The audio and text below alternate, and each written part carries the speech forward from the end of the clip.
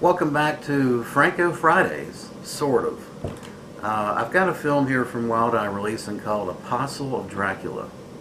And it's a Spanish film from 2012, directed by Emilio Shargorodsky. Shargorodsky is an apprentice or an apostle or a follower of Jess Franco. The influences of Jess Franco are evident in this film. That's why I'm covering it on Franco Fridays.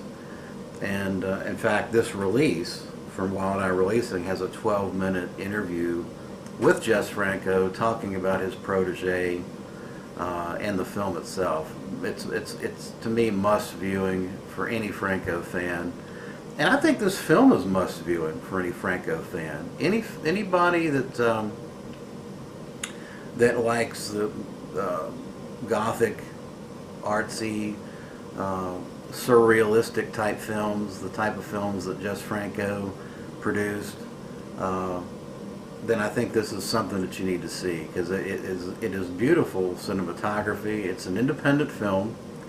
Shargorodsky's done a lot of independent films. He's done he's got like 55 credits as a cinematographer and 40 some credits as a director.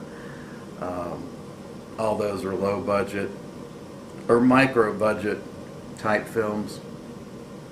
But the influences are Jean Roulin, Jess Franco, German Gothic Expressionism. Those are all evident in this film, and it really is a feast of the eyes.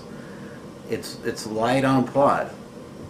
The film obviously is based loosely on the Bram Stoker story and the characters. In fact, all the characters in this film have names associated with the book itself: Lucy, Harker, Dr. Stewart, all that good stuff.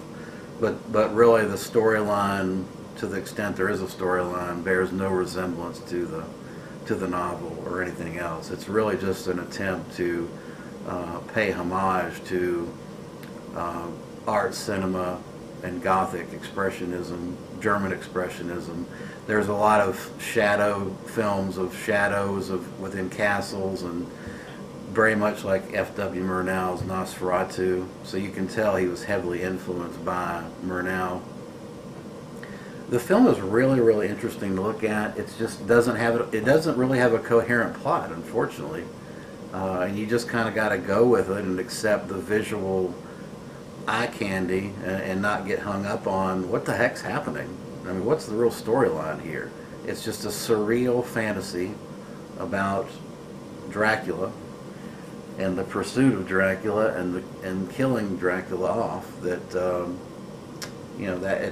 there's just a whole series of scenes that are not, to a large extent, a lot of the scenes are unrelated to the next scene. It's pretty incoherent.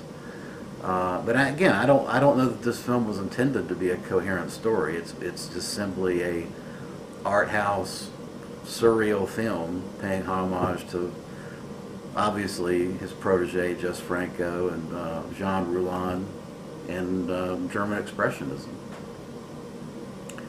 So I think if you go into this film with that attitude, I think you'll be pleased. I give it a 6 out of 10. I think it's a worthwhile watch, and I think the release with Jess Franco's 12-minute interview is gold. Definitely got to have it. Again, it's a relatively bare bones release. Other than the interview with Franco, there's really no other special features.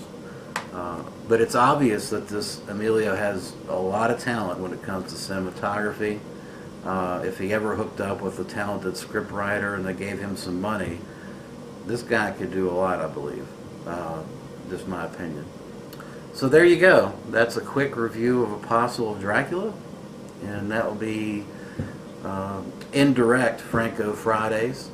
I do have some Franco films I'm going to do. I got some new ones that came in that I need to cover, so I will be doing some more Franco Fridays and some Fassbender stuff. But it's trying to work that into my schedule. We'll see what happens. But I hope you enjoyed it, and let me know if you've seen this film and what you think of Apostle of Dracula. Appreciate you watching.